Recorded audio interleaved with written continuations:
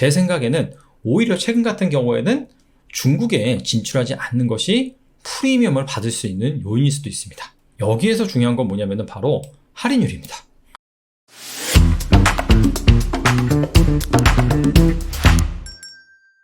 다음 주에 스펙을 제외하고 3개의 기업이 상장을 합니다. 2기업은 얼마 전에 소개를 해드렸고요. 마지막 남은 기업이 바로 실리콘2라는 기업입니다. 일단 이름만 들으면 실리콘? 무슨 반도체 기업인가? 라고 생각할 수가 있는데 그게 아니라 K-뷰티 역직구 플랫폼을 운영하는 업체입니다. 역직구는 무엇일까요? 우리가 해외에서 직구를 한다 라고 표현을 하죠. 아마존에서 물품을 사는 것을 직구라고 표현합니다. 반대로 역직구는 다른 나라, 해외 사람들이 우리나라 커머스 플랫폼에서 물건을 매입을 하면 그게 바로 역직구가 됩니다. 그래서 실리콘2는 K-뷰티, 즉 화장품을 만드는 우리나라 업체들 자신의 플랫폼에 입점을 시켜서 해외에다 판매를 해주는 그런 역할을 담당을 하고 있습니다. 실제로 실리콘2가 운영하는 사이트를 보면 여기 스타일 코리안이라고 있죠. 보시면은 우리나라 아이돌이 이렇게 선전을 하고 있습니다. 그래서 이렇게 K-뷰티 역직구 플랫폼이다 라는 표현을 하고 있고 이게 이제 우리나라 전용 사이트인데 미국, 유럽, 동남아 등 다양한 국가에 이렇게 그 나라 버전에 맞춰서 사이트를 운영을 하고 있습니다. 실적을 살펴보면 매출 성장성이 상당합니다. 2020년에 2019년에 비해서 50% 이상 성장을 했고요. 2021년 상반기 같은 경우에도 매출액이 50% 가까이 성장을 했습니다. 그렇다면 실리콘2에 대해서 좀 더 자세하게 살펴보겠습니다. 실리콘2의 사업 비중은 크게 3가지로 나눌 수 있습니다. CA, PA, DS입니다. CA에서 C는 코퍼레이트, 즉 기업을 대상으로 매출을 발생시키는 겁니다.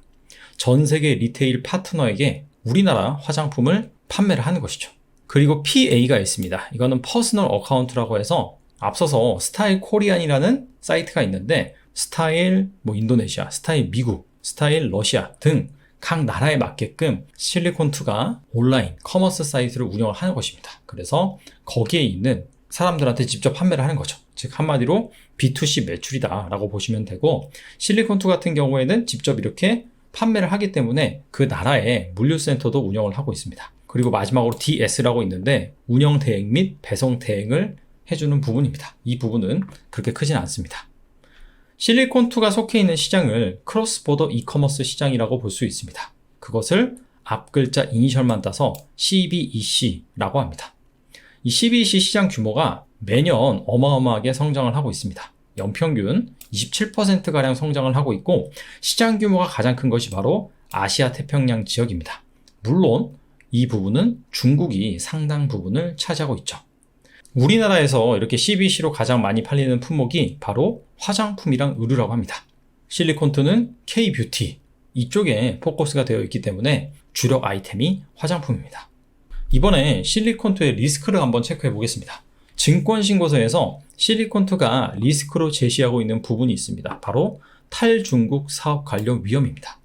중국 시장에서 사업을 영위하고 있지 않다라고 얘기를 했어요. 이게 바로 리스크다. 왜냐하면은 앞서서 이 크로스보더 이커머스 시장에서도 태평양 아시아 이 지역이 시장 규모가 가장 컸는데 이게 중국 때문입니다. 근데 실리콘2 같은 경우에는 중국에는 진출하지 않았습니다. 그래서 향후에 중국 시장이 더 커진다라고 한다면 여기에 따른 기회비용 때문에 이게 바로 리스크다라고 표현을 하고 있는데 제 생각에는 오히려 최근 같은 경우에는 중국에 진출하지 않는 것이 프리미엄을 받을 수 있는 요인일 수도 있습니다. 아시다시피 최근에 중국이 비상식적인 규제를 강화를 하고 있어요. 청소년들 게임 규제, 그래서 하루에 2시간, 3시간 이렇게밖에 못하게 제한을 둔다든지 그리고 엔터테인먼트 쪽 규제도 상당하죠. 연예인들을 사상 교육을 시킨다든지 아이돌의 적절한 외모의 기준에 대해서도 제시를 한다든지 그렇기 때문에 최근 시장을 보시면 게임주 그리고 엔터테인먼트 주식 같은 경우에도 주가가 막 하락을 합니다. 그게 바로 이 중국의 규제 때문인데 오히려 이 실리콘2 같은 경우에는 우리는 중국 관련 사업을 하고 있지 않다라고 얘기를 하고 있습니다. 그래서 이 부분이 오히려 최근 시장 상황과는 잘 맞아 떨어진다라고 볼 수가 있고요. 주요 판매처 살펴보면 가장 매출 비중이 큰 판매처가 전체 매출액에서 18% 정도에 불과합니다. 그래서 판매처도 어느 정도 다변화되어 있다라고 볼 수가 있겠고, 이 실리콘2가 실제로 중국에는 납품을 하고 있지 않지만 글로벌 120개국의 리테일 업체와 거래를 하고 있습니다. 이번에는 실리콘2의 공모가가 어떻게 산출이 되었는지 한번 살펴보겠습니다. 비교 대상 기업으로 우리나라에서 코리아센터, 브랜드 X 코퍼레이션을 꼽았습니다. 코리아센터 같은 경우에는 이커머스 플랫폼, 인프라 이런 것들을 운영하고 있는 업체고요. 브랜드 X 코퍼레이션은 커머스 업체죠. 그리고 해외 기업 같은 경우에도 유사 기업을 선정을 했습니다. 공교롭게도 이 기업들의 PR이 거의 비슷합니다. 그래서 평균을 내보니까 44.7배가 나오고요. 그 다음에 반기 순위 기준으로 주당 순이익을 구해서 유사 기업의 평균 낸 PR을 곱해주니까 주당 평가액이 나왔고, 여기에서 중요한 건 뭐냐면 바로 할인율입니다. 할인율이 다른 공모주에 비해서 상당히 높습니다. 거의 한 50%에서 40% 정도 주당 평가액에다가 할인을 해줘서 공모가를 산출을 하고 있습니다. 자, 그래서 이걸 PR로 환산해 보면 유사 기업의 PR은 한 45배 정도 되는데 할인율을 50% 적용을 하면 거의 23배, 22배 정도고요. 40%만 적용을 한다 하더라도 28배입니다. 유사 기업에 비해서 상당히 할인을 많이 해줬다라고 볼 수 있습니다. 근데 단순히 실리콘2를 이커머스 관련 기업과 비교를 한 게 맞는 것이냐? 크게 세 가지 섹터 관점에서 살펴볼 필요가 있어요. 일단 이커머스 플랫폼, 그 두 번째는 K-뷰티, 그리고 앞서서 스타일 코리아 사이트 메인에 보시면 아이돌이 나오고 있습니다. 즉 우리나라 연예인들이 해외에서 활동을 많이 하고 K-팝의 영향력이 커지면 커질수록 이 실리콘2의 매출도 늘어날 가능성이 있습니다. 그래서 이 엔터테인먼트 관련 업체들과도 한번 비교를 해볼 필요가 있고요. 그리고 무엇보다도 실리콘2가 많이 판매하고 있는 핵심 물품이 바로 화장품입니다. 그래서 정리를 하면 이커머스, 엔터, 화장품 이 세 개의 섹터들의 주요 업체들의 PR을 한번 살펴볼 필요가 있을 것 같아요. 이커머스, 엔터, 화장품 업체들의 PR 데이터입니다.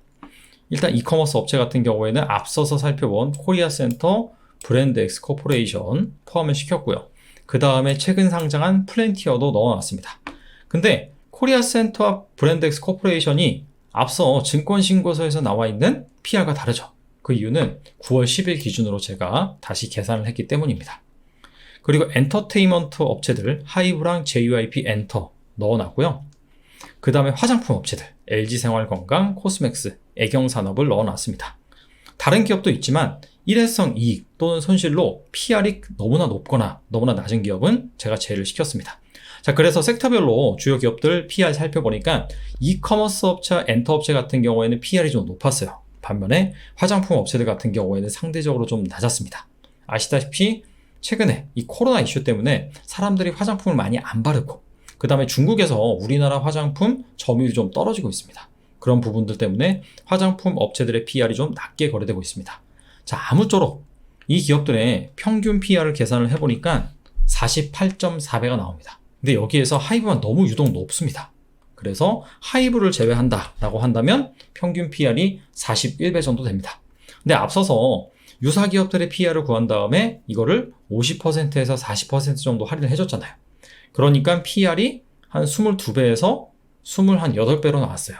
실리콘2의 공모가를 구할 때 사용된 PR이. 자, 그렇기 때문에 이커머스 엔터 화장품 업체들의 PR과 비교를 해봐도 실리콘2의 공모가가 확실히 좀 낮게 설정되어 있다라는 것을 알 수가 있습니다.